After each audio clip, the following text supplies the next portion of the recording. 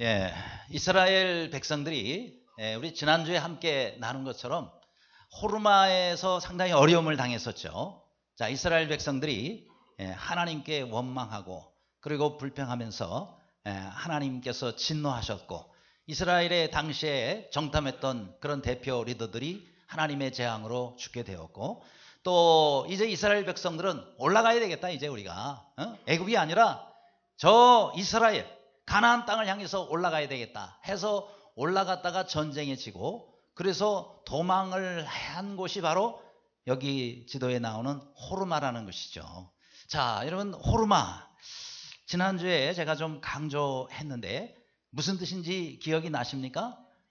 무슨 뜻이죠? 완전히 망했다. 완전히 망했다라는 뜻이라 그랬어요. 그래서 내가 순종하면 상대방이 완전히 망했다. 이게 상대방이 호르마가 되고 내가 불순종하면 내가 호르마가 되고 기억나시죠?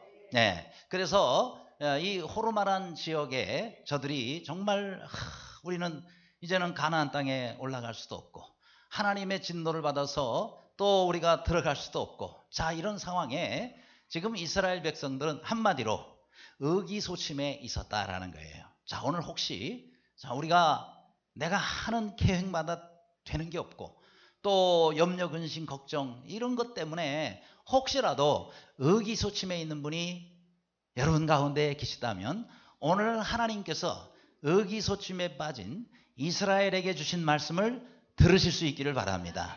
이스라엘 백성들에게 주셨던 하나님의 말씀으로 인해서 이스라엘 백성들은 새롭게 이제 회복이 되게 되는데 자 과연 그러면 하나님께서 이스라엘 백성들에게 어떤 말씀을 해 주셨느냐 하는 거예요. 오늘도 그 음성을 듣기를 간절히 바랍니다.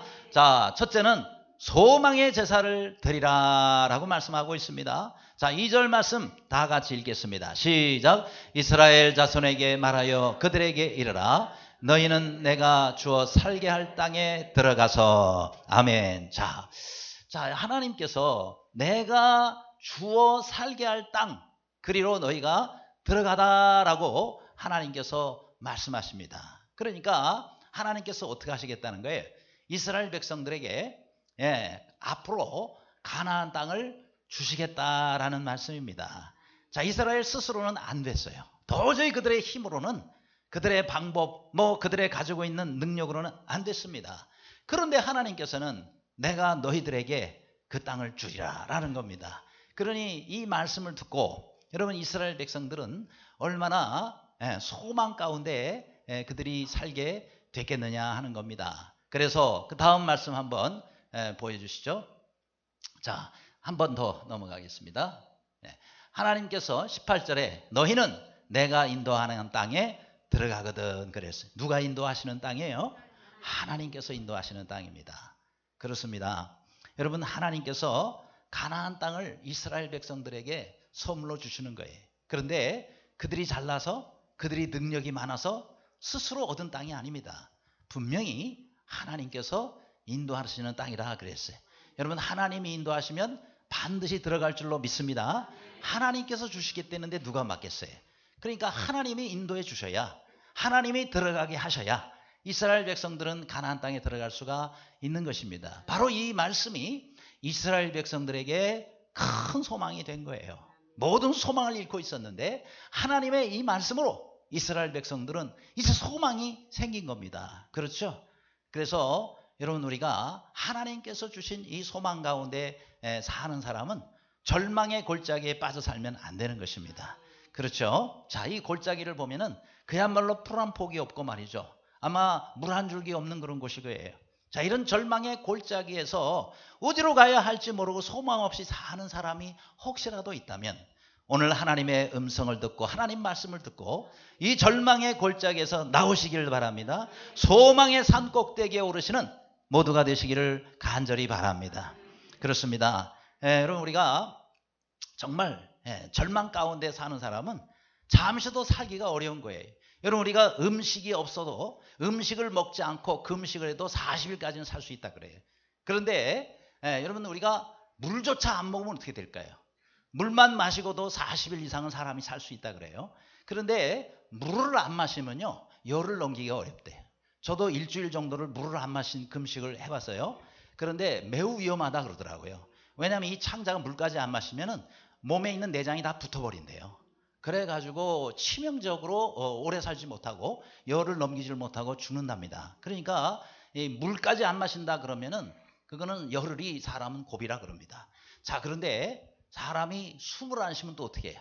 여러분, 공기가 공급이 안 되면 사람이 8분까지 살 수 있대.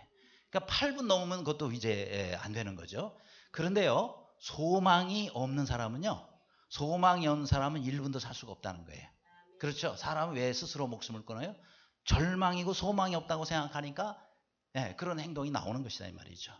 그래서 우리는 하나님 안에서 살아야 됩니다. 왜냐하면 하나님께서 우리에게 소망을 주시는 거예요. 그러니 이 소망이 얼마나 중요하냐 말이죠. 여러분, 하루하루가 정말 우리는 이 땅에서의 삶이다가 아니라 하나님께서 우리에게 주실 앞으로 우리 영적인 가나안 땅, 영원한 천국이 우리 앞에 있습니다. 여러분, 땅에 있는 것을 보지 말고 땅에 있는 것만 바라보지 말고 영원한 하늘을 바라보며 매일매일 소망 가운데 사시는 여러분들의 시기를 간절히 바랍니다. 여러분, 헬렌 켈러 여사라고 아시죠? 지금 이 사진에 나오는 바로 이분 아니에요? 근데 정말 이분은 삼중고입니다. 볼 수 없고 들을 수 없고 말할 수가 없어요. 어릴 때부터 그랬어요. 그러니 참 이 헬렌 켈러는 기가 막힌 삶을 살 수밖에 없습니다. 그런데 셜리반이라는 사람이 이분을 도와줍니다. 그래서 이 헬렌 켈러가 소망이 생겨요. 그러면서 인생이 바뀌잖아요. 그러면서 얼마나 많은 절망 가운데 있는 사람을 정말 소망을 줍니까?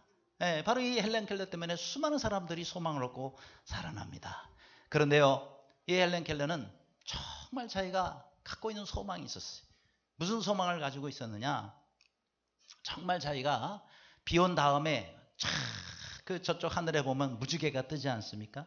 아주 영롱한 7빛깔의 그 무지개, 내 눈으로 단 한 번만이라도 그걸 볼 수가 있었다면, 내 눈으로 한 번만이라도 볼 수 있다면 더 이상 소원이 없겠다 이 말이에요. 또 하나, 여러분, 가을철이면은 얼마나 많은 낙엽들이 아주 그냥 너무너무 많을 정도로 길거리에 어디든 전부 낙엽이 떨어지지 않습니까? 그런데 정작 이 헬렌 켈러 여사는요, 정말 내 평생에 단 한 번이라도 나뭇잎에서 떨어지는 낙엽을 한 번만이라도 내가 볼 수 있다면, 그렇게 간절히 소원했어요. 또 산에 올라가면은 우리가 수도 없이 듣는 게 시냇 물소리 들리지 않습니까? 골짜기에서 흐르는 물소리. 그 골짜기에서 흐르는 그 물소리, 그거 내 평생에 한 번만이라도 내가 들을 수 있다면, 그죠? 또 하나, 오케스트라 많은 사람들이 연주를 합니다. 그 아름다운 음악을 연주하는 그 오케스트라 단원들의 악기를 연주하는 그 사람들의 모습을 단 한 번만이라도 볼 수가 있다면, 한 번만 볼 수 있다면 소원이 없겠다. 그리고 나를 이렇게 정말 늘 도와주는 그 셜리반, 그분의 얼굴을 내가 단 한 번만이라도 볼 수 있다면, 또 늘 주일날마다 말씀을 전해주시고, 헬렌 켈러 여사도 교회를 다녔잖아요. 자기가 늘 다니면서 출석하는 그 교회, 그렇게 성도들에게 늘 은혜를 끼쳐주시는 우리 그 담임 목사님의 얼굴을 단 한 번만이라도 볼 수 있다면, 그리고 늘 또한 말씀에서 은혜를 받는데 그 말씀이 기록된 이 성경책을 내 눈으로 한 번만 내가 볼 수 있다면, 사실 우리는 매일매일 그런 것들을 보고 있잖아요. 안 그래요? 지금 이 헬렌 켈러가 평생에 단 한 번만이라도 본다면 내가 소원이 없겠다, 그랬던 거를 지금 우리는 매일매일 보고 누리며 살고 있단 말이죠. 그러니 우리는 헬렌 켈러에 비해서 얼마나 행복한 사람들이냐, 얼마나 감사가 많아야 될 사람들이냐 말이죠. 그렇죠? 따라서 우리도 물론 하나님 나라를 못 가봤고 하나님 보고 싶고 예수님 보고 싶고 천국 가보고 싶고 그래요. 여러분, 우리가 보지 못했고 아직 가보지 못했던 그 하나님 나라를 늘 여러분이 마음속에 품고 소망하며 살기를 바랍니다. 늘 감사하며 살기를 바랍니다. 땅의 소망이 아니라 하늘의 소망을 가지고, 땅의 것이 아니라 위의 것을 바라보면서 날마다 하늘의 소망을 두고 그렇게 주님 앞에 사는 모두가 되시기를 주님 이름으로 축원합니다.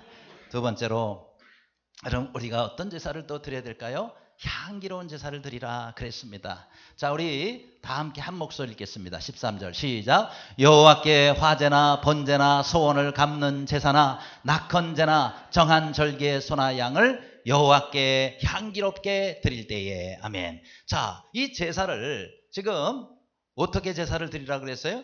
향기롭게 드리라라고 말씀하고 있습니다. 여러분, 우리가 하나님 앞에 제사를 지낼 때는 그 제사가 어떤 제사?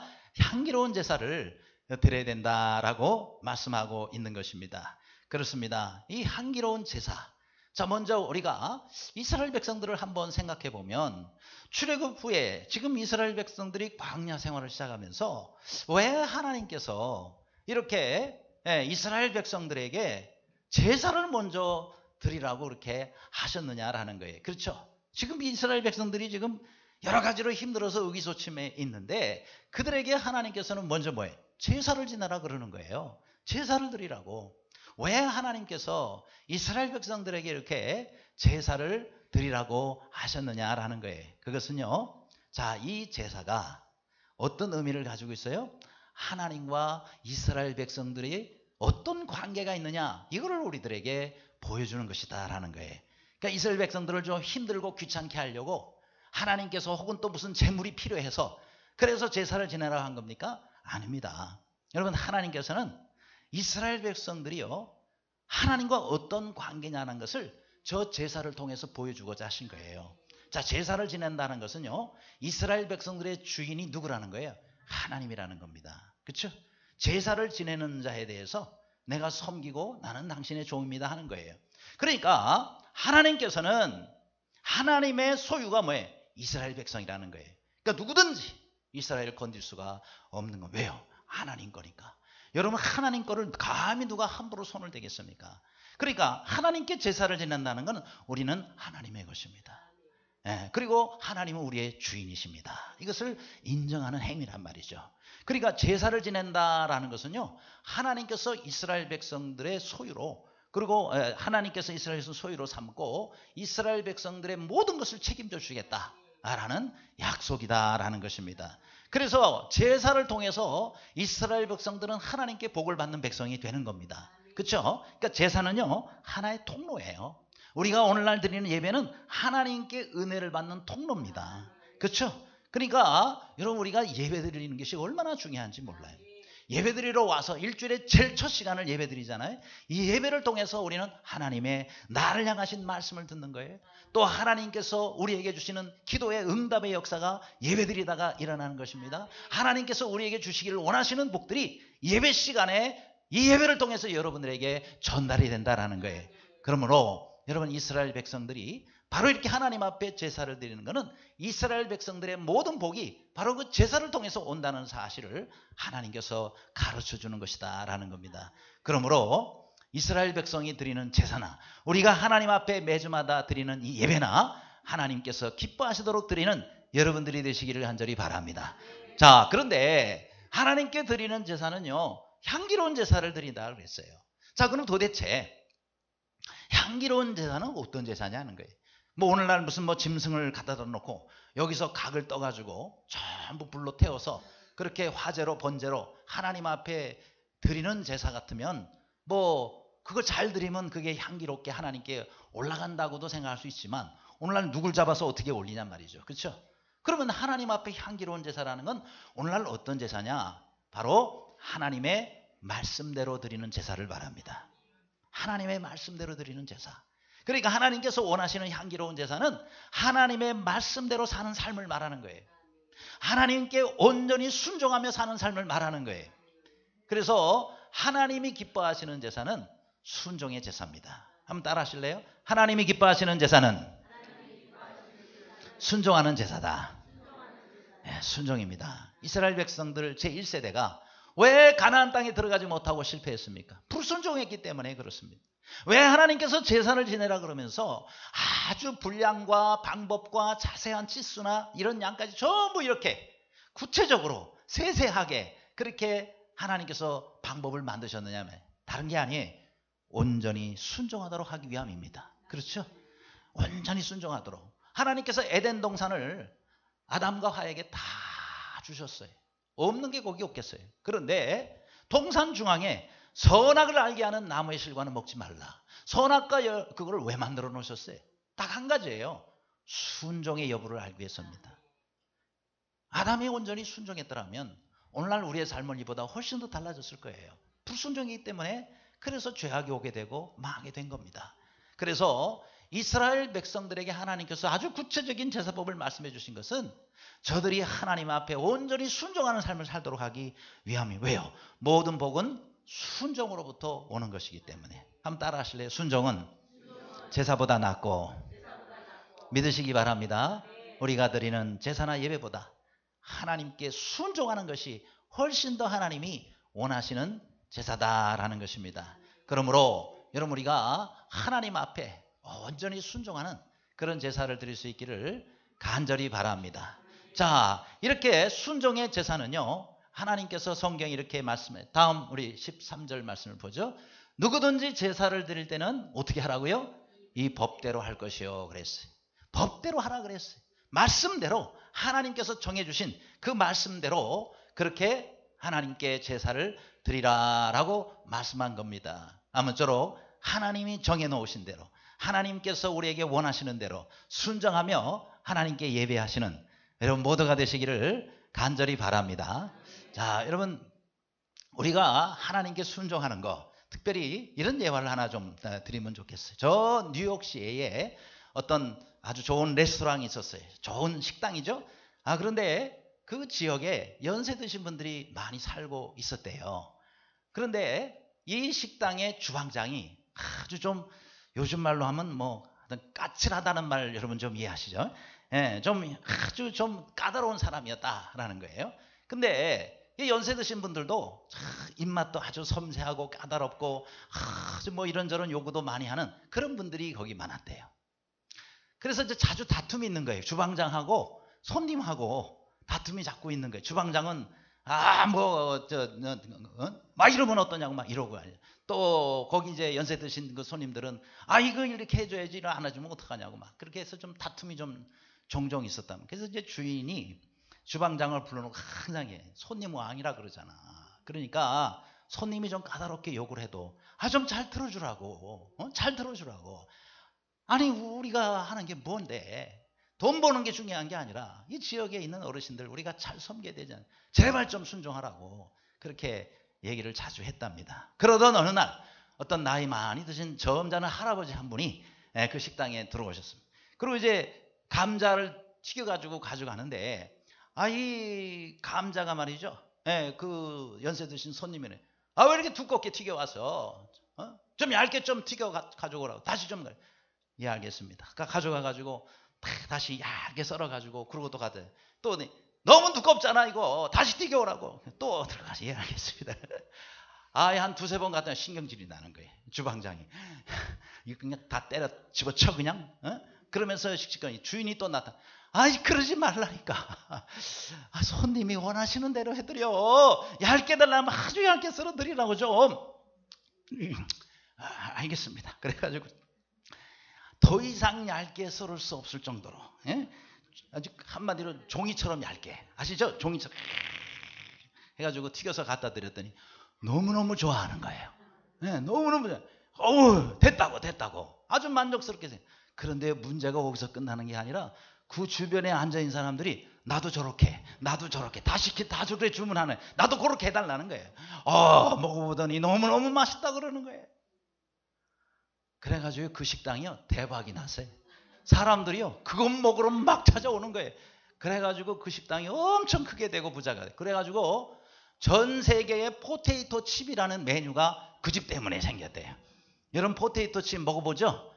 네. 그렇다고 또 오늘 가서 또 포테이토 칩 괜찮습니다. 그런데 이게 뭐예요? 순종이에요. 여러분, 우리가 고객이 원하는 것도 따라주니까 이렇게 대박이 날 수 있는데, 하물며 하나님께서 우리에게 원하시는 게 있잖아요. 누굴 위해서요? 나를 위해서입니다. 나를 위해서 하나님께서 이렇게 해라 라고 말씀하시고, 어떤 때는 자세히 방법까지 말씀해 주셨다면 왜 귀찮게 이런 것까지 하나님이 또 말씀해 주셨어? 라고 생각하지 마세요. 뭔가 이유가 있겠구나. 그리고는 여러분들이 힘들어도 그대로 순종하시기를 바랍니다. 시간이 걸려도 귀찮아도 그대로 순종하시기를 바랍니다. 우리를 위해서 하나님이 해주시는 거거든요. 그거대로 순종하면 우리의 삶이 대박나는 거예요. 그럴 때에 하나님께서 진정으로 하나님께서 우리를 위해서 예배해 두신 그 모든 은혜의 주인공이 되도록 만들어 주시는 것입니다. 이런 순종이 모두에게 있기를 주님의 이름으로 축원합니다. 자, 그러면 그 다음 세 번째로, 자, 우리가 드려야 될 제사는 무엇입니까? 준비된 제사를 드려라 라는 것입니다. 5절에 드리는 제물이 어린 양이면 전제로 포도주 4분의 1 흰을 준비할 것이요 그랬어요. 자, 여기서 흰이라는 단위가 나옵니다. 이게 이제 액체를 다는 또 재는 그런 단위인데, 여기서 흰이라는 것은 오늘날로 말하면 0.92리터 정도 되는 분량의 양이에요. 그러니까 뭐 대충 얘기하자면 1리터라고 생각하시면 돼요. 0.92리터니까 한 1리터 정도의 그런 분량의 액체다라는 것입니다. 그런데 이것을 어떻게 하라고요? 준비하라 그랬어요. 자, 오늘 이 본문에 보면 준비하라라는 말씀이 여러 곳이 나와요. 5절, 6절, 8절 세 군데에 준비하라라는 단어가 나옵니다. 자, 그만큼 이스라엘 백성들이 하나님 앞에 이 모든 것들을 드릴 때는 어떻게 제사를 드리라고요? 준비된 제사를 드리라는 거예요. 하나님 앞에 여러분이 모든 것들을 드릴 때마다 잘 준비해서 드리시기를 바랍니다. 하나님 앞에 드리는 것은요, 준비해서 드려야 돼요. 그냥 뭐 허겁지겁 와가지고 정신없이 있다가 꺼내서 막 이것저것 이렇게 하지 마세요. 여러분, 하나님께서 받으시는 제사는요, 하나님께서 기뻐 받으시는 예배는 준비된 거예요. 그래서 준비돼야 거기에 정성이 들어가고 준비돼야 하나님 기뻐하신단 말이에요. 그래서 여러분, 사람에게도 우리가 뭘 준비했을 때, 뭘 할 때는 다 준비하잖아요. 직장에서 사장님이나 회장님에게 여러분이 뭘 보고한다 그러는데 그냥 갑니까? 얼마나 밤새고 준비해서 아주 리허설까지 해가면서 그렇게 해서 우리가 드리냐 이 말이죠. 그렇죠? 그래도 뭐 잘했느니 못했느니 그러는데, 여러분, 우리가 하나님 앞에 드리는데 더군다나 예배를 드릴 때 여러분이 준비 없이 오면 안 되는 겁니다. 그렇죠? 보통 우리가 세 가지는 준비해야 돼요. 첫째는 시간을 준비해. 시간 늦게 오지 말아요. 시간이 정해져 있으면 하나님 앞에 드리는 예배 시간인데, 그래서 시간 늦지 않도록 항상 미리 준비하고 항상 미리 와서 그렇게 준비하며 예배를 드리시기를 바랍니다. 뿐만 아니라 또 마음 준비를 해야 되는 거예요. 내가 오늘 예배 시간에 가서 하나님 말씀에 집중하고 찬양을 내가 이렇게 드리고, 이렇게 준비해서 예배를 드리는 사람과 그렇지 않은 사람은 차이가 분명히 있죠. 또 하나는 물질의 준비입니다. 우리가 물질도 하나님께 드리는 거 아니에요? 잘 준비해서 정성으로 준비해서 하나님께서 기뻐 받으시는 예물로 하나님께 드리시기를 바랍니다. 여러분, 우리가 물질은 내 마음의 표현이에요. 그렇기 때문에 준비된 것들을 드려야 된다라는 겁니다. 여러분, 목회자는 준비를 더 해야 되겠죠? 그렇죠? 여러분이 예배 오실 때에도 여러 가지를 준비해서 오지만 목회자는 예배를 위해서 얼마나 준비해요? 저는 사실 이 예배를 마치고 오후에 제자훈련 끝나고 집에 가기 전에 저는 또 준비를 합니다. 벌써 다음 주에 주일 설교를 저는 오늘 저녁 되기 전부터 사실은 준비합니다. 그렇죠? 그래서 본문과 그 다음에 중요한 핵심들을 정리해 놓고 그러고는 들어갑니다. 그러고는 사실 저는 월요일부터 사실은 시간 날 때마다 말씀을 준비해요. 그래서 요즘엔 거의 수요일이나 늦어도 목요일이면 다음 주일 설교 준비가 거의 다 끝납니다. 그러면 뭐 하냐? 금요일부터는 저는 이거 외우기 시작해. 다시 본문으로, 정확하게 얘기하면 6페이지 제가 원고를 다 쳐서 만듭니다. 그럼 다시 한 페이지로 그것을 다시 정리를 해요. 외우기 위해서 한 페이지로 다시 다 정리를 해요. 정리를 해가지고 그것을 금요일부터 외우기 시작해요. 토요일날 저녁쯤 되면은 저는 여러분이 아무도 없는 이 빈 본당에 와가지고 매일 토요일 저녁마다 저는 본당에 올라와서 여기서 계속 이렇게 걸어다니면서 그러면서 다음날 할 설교를 저는 리허설을 하는 거예요. 설교 리허설을 해요.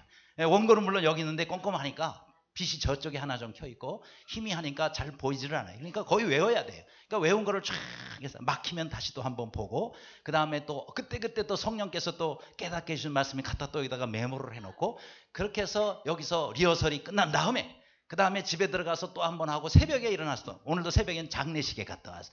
장례식 갔다 와가지고 또 집에서 한 번 또 하고, 그리고 와서 제가 1부 설교, 2부 설교, 3부 설교를 하는 겁니다. 그렇게 하는데 여러분이 아멘 소리가 아멘 크게 나면 그 다음을 잊어버려요. 또 놀래가지고 잊어버려요. 가만있어 봐. 그 다음에 뭐가 진행이 되지?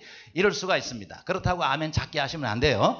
아주 목사님 설교 잊어버려라 그러면서 그냥 아멘 크게 해도 감사합니다. 성령께서 생각나게 해 주실 거라고 생각합니다. 아멘.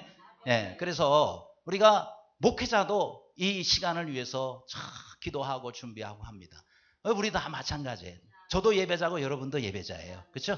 제가 예배를 받는 사람입니까? 아니잖아요.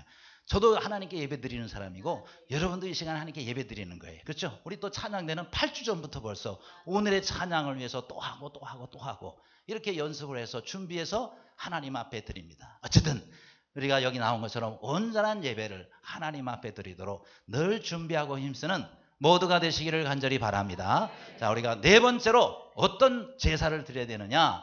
모델의 제사를 드리자 그랬어요. 14절에 너희 중에 거룩한 타국이나 너희 중에 대대로 있는 자나 누구든지 여호와께 향기로운 화제를 드릴 때는 너희가 하는 대로 어떻게 하라? 그도 그리할 것이라 그랬어요. 예, 너희가 하는 대로 그도 그리할 것이라. 자, 이건 무슨 얘기예요? 이스라엘 백성들 가운데는요, 이스라엘 사람들만 있는 게 아니에요. 또 잡족들이 따라왔다 그랬잖아요. 네, 그러니까 거기는 이방인들, 그 다음에 또 거기에는 타국인들, 이런 사람들이 섞여 있습니다. 그러면 그들도 이스라엘 백성이라는 울타리 안에서 있기 때문에 어떻게 해야 돼요? 그들도 하나님 앞에 제사 지내고 그들도 하나님을 섬겨야 될 것 아니겠습니까? 그리고 어떻게 하느냐 이거예요. 어떻게 하느냐? 그것은 바로 이스라엘 백성들이 하는 것을 잘 보란 말이에요. 이스라엘 백성들이 어떻게 하나님께 제사하는지 그거를 잘 보고 그것을 기준 삼고 그대로 너희도 따라하라 라고 말씀하고 있는 겁니다. 그러니까 여기도 말씀한 것처럼 이스라엘은 그들 가운데 사는 모든 이방인들의 신앙생활의 기준이 되는 거예요. 이것은요, 오늘 우리에게도 이렇게 적용이 됩니다. 우리가 신앙생활 할 때도요, 먼저 믿는 사람들이 있고 나중에 믿는 사람들이 있잖아요. 그렇죠? 그러니까 먼저 믿는 사람들이 중요한 거예요. 왜냐하면 먼저 믿는 사람들이 잘 신앙생활하는 본을 보여야 돼요. 잘 본을 보여야 뒤에 신앙생활하는 사람들이 예배는 저렇게 드리는 거구나. 기도는 저렇게 하는 거구나. 전도는 저렇게 하는 거구나. 봉사는 저렇게 하는 거구나. 그렇죠? 헌금은 저렇게 하는 거구나. 그러니까 먼저 한 사람들을 보고 그리고 그 사람들을 따라가는 거예요. 그러니까 먼저 한 사람들이 얼마나 중요하냐면, 그렇죠? 먼저 한 사람이 이상하게 삐딱하게 하면 그 다음부터 그 사람 보고 따라가는 사람 다 삐딱해져요. 그러니까 먼저 하는 사람이 참 중요한 겁니다. 더군다나 교회 직분자들 있죠. 교회 직분자들. 교회 직분자들은 더 중요해요. 왜냐하면 교회에서 직분을 줬다는 것은 그만큼 그 사람 앞장서서 하나님의 일을 하는 사람. 앞장서서 하나님의 일을 하는 사람이 형편없이 한단 말이에요. 그러면 뒤에 따라가는 사람도 형편없이 따라갈 수밖에 없어요. 그러니까 앞에 가는 사람들이 참 중요합니다. 그러니까 먼저 이 직분 받은 사람들이요, 본을 보여야 돼요. 본을 보여야 되는 거예요. 그 한 사람 때문에 다른 그 사람 바라보고 가는 사람들이 다 잘못되게 신앙생활을 할 수가 있는 거예요. 그러니까 앞장선 사람이 얼마나 중요하냐면, 그 사람이 잘해서 여러 사람들이 좋은 영향을 받으면 그 사람들 때문에 이 사람 상급이 더 많이 올라가요. 그런데 나 때문에 그 사람들 신앙이 다 배려버렸어요. 다 배려버렸어요. 그렇게 되면 나 때문에 그 사람들이 있기 때문에 하나님께서 이 사람을 더 크게 심판해요. 왜요? 잘하라고 앞장 세워놨는데 그 사람이 형편없이 하니까 그 뒤에 따라간 사람이 다 배렸네. 그러니까 누가 책임이에요? 앞장선 사람이 또 책임이 있는 겁니다. 그래서 특별히 직분 가진 사람은 하나님을 섬기고 본을 보이는데 잘해야 된다라는 거예요. 아멘. 여러분도 사도 바울도 그랬지 않습니까? 고린도전서 11장 1절 말씀에 보면 거기에 내가 그리스도를 본받는 자 된 것 같이 너희는 나를 본받는 자가 되라 라고 말씀하고 있지 않습니까? 얼마나 저 말씀이 어려운 말씀인지 몰라요. 왜냐하면 바울이 여러 곳에 다니면서 이방 세계에 교회를 개척하고 세웁니다. 그들이 하나님을 어찌 알겠어요? 바울이 전해주는 하나님을 알 뿐입니다. 근데 그 바울이 영 이상하게 하는 거예요. 그러면은요, 어떻게 사도 바울을 본받아서 신앙생활을 잘할 수가 있겠습니까? 그러니까 사도 바울은 앞장서서 정말 그의 다음으로 믿는 사람들을 위해서 얼마나 많은 그런 노력과 수고와 헌신을 하게 됩니까? 그래서 예배는 저처럼 드리시기를 바랍니다. 기도는 저처럼 하시기를 바랍니다. 성경은 저처럼 읽으시기를 바랍니다. 또 전도는 저처럼 하시기를 바랍니다. 사도 바울이 그렇게 보여주는 거예요. 왜요? 예수님을 잘 모르니까 나처럼 하세요. 예수님 잘 모르시죠? 저는 만났거든요. 그러니까 여러분은 저만 따라오면 됩니다. 제가 하는 것처럼 하면 됩니다. 그러면서 그 사람들에게 보여주니까 이 사람들이 얼마나 따라가기가 좋아요. 그렇죠? 예수님 잘 모르잖아요. 그러니까 사도 바울 따라가면 되는 거예요.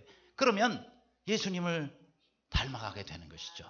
그러니까 이 앞장서서 본을 보내는 사람들이 그만큼 중요한 것입니다. 여러분 저 슈바이처 박사라고 아시죠? 이 슈바이처 박사가 많은 참 귀한 일들을 했지 않았습니까? 저분도 박사학위가 몇 개예요. 그런데 이분이 자녀 교육에 대해서 이렇게 얘기를 해요. 자녀 교육에 있어서 가장 중요한 거 세 가지가 있다. 첫째는 부모는 자녀들의 본보기가 되라. 둘째는 자녀들의 본보기가 되라. 셋째는 자녀들의 본보기가 되라. 첫째, 둘째, 셋째가 똑같아요. 뭐라고요? 자녀들의 본보기가 되라. 그러니까 뭘 말하느냐가 중요한 게 아니라 자녀들은요, 어떻게 부모가 행동으로 보여주느냐에 따라서 자녀들은 달라진다 하는 거예요. 그러니까 부모가 자녀들 보고 공부해라 하기 전에 먼저 책상 앞에 앉아서 책이라도 보면은요, 아, 저렇게 살아야 되는 거구나. 그렇게 생각하고 자녀들도 앉아서 책 보기 시작한다는 거죠. 공부해라 말을 하는 게 중요한 것이 아니라 부모가 먼저 본을 보이는 게 참 중요하다라는 얘기를 슈바이처 박사가 했어요. 여러분 우리나라에 전혜성 박사님이라는 분이 계십니다. 그분이 이런 책을 썼죠. 엘리트보다는 사람이 되어라 그랬어요. 아, 이분은 엘리트가 안 된 사람인가 보나. 그러니까 저런 책을 썼지. 그게 아니에요. 이 전혜성 박사 이분은요, 자녀들이 6명인데 야, 요즘 참 자녀를 6명 낳기 쉽지 않죠? 이분은 하나님께서 주시는 자녀 많이 낳을수록 좋다. 그렇게 주장하시는 분이에요. 그래서 6명밖에 못 낳았다고 아쉬워하시는데, 근데 자녀가 6명인데 그 6명이 전원이 다 하버드하고 예일 대학을 졸업했어요. 그리고 여기는 11개 박사학위 떴다 그러는데 실제는 12개예요. 12개. 그러니까 부모님까지 합쳐서 자녀들까지 모두 8명 아닙니까? 자녀 6에 부모님이니까. 근데 8명의 가족이 박사학위가 12개예요. 야, 한 가정에 박사학위 하나 따기도 어려운데 12개나 박사학위를 땄으니 저 집은 남아도는 게 박사학위 같아요. 그런데 이런 박사학위뿐만이 아니라 정말 한 나라에서, 미국에서도 그렇고 전 세계 글로벌 리더라고 그러죠. 그런 인재로 아주 귀하게 쓰임받는 그야말로 엘리트 가정이에요. 그런데 이분은 한 번도 자녀들에게 엘리트를 강조해 본 적이 없어요. 중요한 것은 사람이 되라는 거예요. 사람이. 그래서 집에서, 미국에서 사니까 자녀들이요, 영어밖에 못하는 거예요. 근데 절대로 집에서는 한국말만 쓴 거예요. 집에서 왜? 집에서 마저 한국말을 안 쓰면 자녀들은 완전히 한국말 잊어버립니다. 그러니까 철저하게 한국말로 집에서 하는 거예요. 그래서 집에서는 한국말 쓰고 나가서는 영어하고. 그러니까 진정한, 어떻게 보면 그런 리더로 그렇게 쓰임받을 수가 있는 거죠. 근데 이분이 이 책에서 정말 강조하는 게 있어요. 자녀들이 어떻게 해서 이렇게 공부를 잘하고 열심히 하고 이렇게 하게 됐느냐. 딱 한 가지래요. 자녀들 공부 잘하게 만드는 방법 한 가지래요. 뭐냐면 공부하라가 하지 말고 공부하자라고 하자는 거예요. 어려운 말 같죠? 아주 쉬워요. 공부하라라고 하지 말고 뭐예요? 공부하자라고 하라는, 그럼 된다는 거예요. 이게 무슨 얘기일까요? 공부하라는 건 나는 안 하고 너는 열심히 해. 이 소리고, 공부하자라고 하면 어떻게 하는 거예요? 같이 공부하는 거예요. 같이. 그러니까 자녀하고 같이 공부를 하는 거예요. 그러니 자녀들이 공부를 안 할 수가 없는 거예요. 공부를 했는데도 여기까지밖에 안 된다. 그거는 하나님께서 그렇게 해주시는 거예요. 어떻게 다 1등 하겠어요? 어떻게 다 하버드 가겠냐고요? 어떻게 다 예일 대학 가겠느냐고요? 그게 중요한 게 아니고, 중요한 것은 정말 부모가 본을 보여주면 자녀들이 따라하는 거예요. 그래서 얻은 결과다 그러면 하나님 주신 거예요. 그 결과에 우리가 감사해야 되지 않아요? 노력도 안 하고 뭘 바란다는 도둑놈 심보고, 그러나 열심히 내가 하면서 결과가 좋았다, 그건 감사해야 되는 거예요. 그렇잖아요? 하나님께서는 우리의 자녀들이 1등만 쓰는 게 아니잖아요. 모든 자녀들을 하나님이 쓰시는데 정말 성실하게 그렇게 사는 사람이 되려면 부모가 먼저 본을 보여라. 야, 오늘 참 어려운 얘기만 하고 있네요. 그러나 인간이 되라, 이게 먼저. 그렇죠? 여러분 엘리트 의식 돼가지고 높이 올라갔다가 떨어진 사람들을 보세요. 얼마나 처음에 높이 올라갔어요. 근데 이상하게 높이 올라갈수록 떨어질 때는 더 크게 다치는 거예요. 이 정도 있다가 떨어지면 그냥 아유 아파 하고 말지만은 한 10층까지 올라가다 거기서 떨어져 보세요. 야, 돌아가시는 거예요. 그러니까 여러분 엘리트가 되는 게 중요한 게 아니라 사람이 돼야 안 떨어질 거 아니겠어요? 사람부터 돼야지 그게 되는 겁니다. 그러니까 참 우리가 자녀 교육 정말 어려운 시대인데 잘해야 되겠다라는 것입니다. 그리하여서 하나님 앞에 귀 쓰임 받는 우리 모두의 가정이 되시기를 간절히 바랍니다. 끝으로 우리가 어떤 제사를 드려야 되느냐? 첫 열매 제사를 드리자 그랬어요. 자, 20절 21절. 너희의 처음 익은 곡식 가루떡을 거제로 타작마당의 거제같이 들어드리라. 너희의 처음 익은 곡식 가루떡을 대대로 여호와께 거제로 드릴지니라 그랬습니다. 자, 거제라는 것은 들을 것자를 쓴단 말이에요. 이렇게 높이 들어서 하나님 앞에 드리는 거예요. 그런데 자, 이렇게 제사를 지낼 때에 하나님이 원하시는 제사는 뭐냐? 가루를 내라 이거예요. 곡식을. 첫 열매를 따가지고 그걸 그냥 드리지 말고 가루를 내라는 거예요. 왜 가루를 내냐? 떡을 만들기 위해서. 떡을 이제 뭐 그 나라 방식으로 하냐면 빵을 만드는 거죠. 빵을 만들려면 가루를 내야 되잖아요. 근데 왜 가루를 특별히 말씀했느냐면 여기에는 이런 귀한 영적인 의미가 있습니다.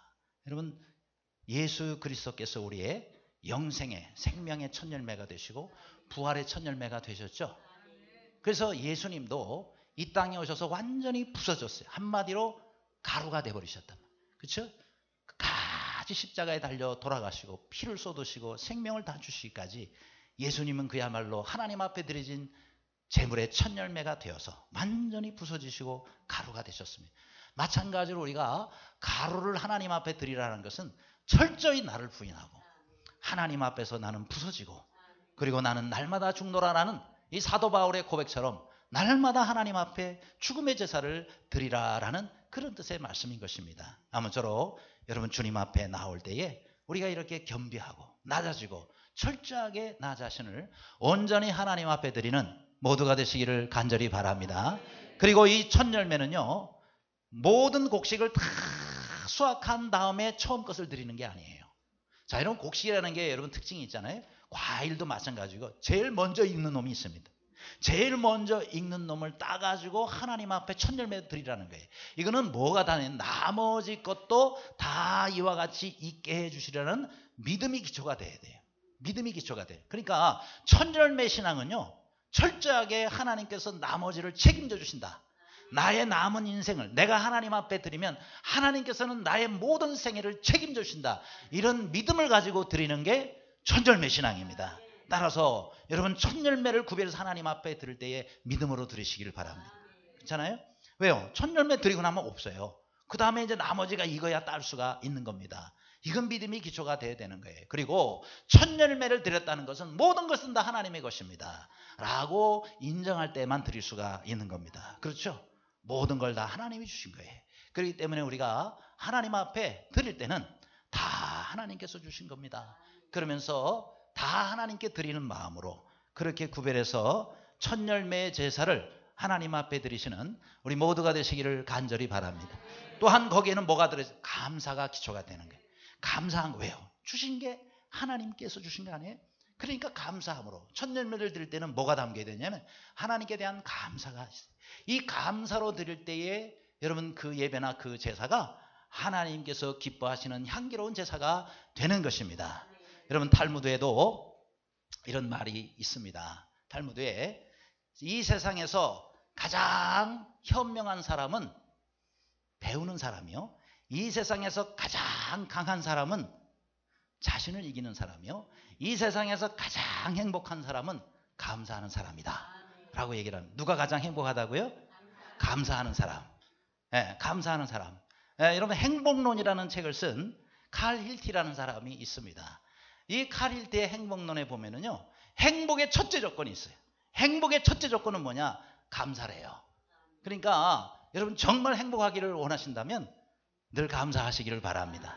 감사는 어디서 온다고요? 행복은 어디서 온다고요? 감사해서 온다. 그래서 이런 말이 있습니다.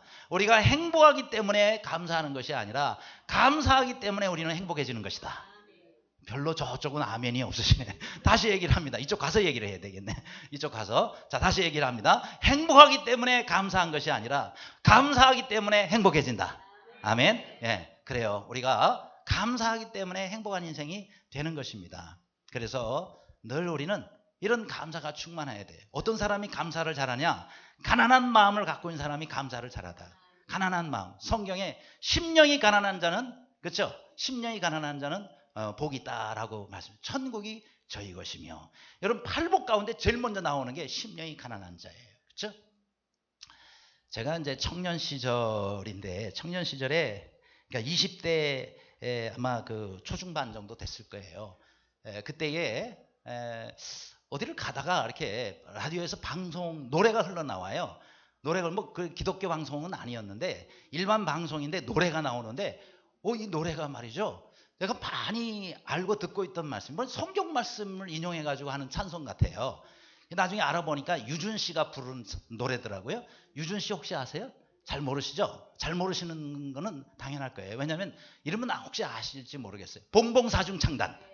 봉봉사중창단 아시잖아요. 꽃집의 아가씨는 예뻐요 이러면서 또 사랑을 하면은 예뻐져요 하면서 맨날 그런 노래 불렀던 우리 봉봉사중창단. 근데 거기에 한 멤버예요. 나중에 이제 이분이 따로 독립해가지고 또 노래도 하고 가수도 하고 그랬는데 저분이 예수님을 믿게 돼요. 예수님을 믿어 지금은 장로님이 되셨어요. 주로 이제 미국에서 많이 사시느라고 국내에서는 활동을 거의 안 하셨는데 저분이 장로님이세요. 근데 저분이 이제 한참 이렇게 그렇게 이제 노래하고 할 때에 저분이 불렀던 노래예요. 근데 바로 가난한 마음이에요. 가난한 마음.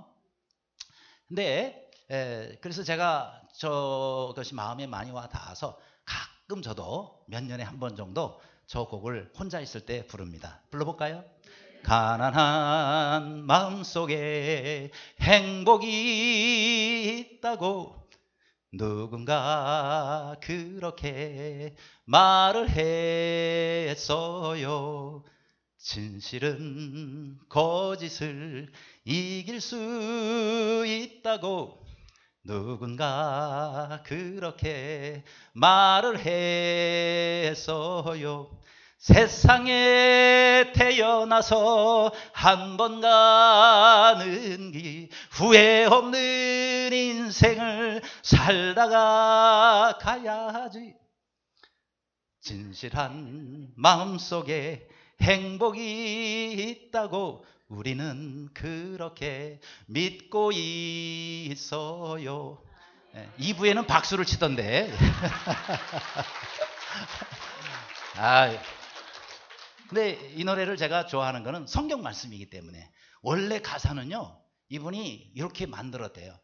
누군가 그렇게가 아니라 예수님이 그렇게 말씀했어요 이렇게 돼 있는데 아니 예수님이 그러면은 이건 일반 방송을 못 나가잖아요. 그렇죠? 교회에서 찬송으로나 해야지.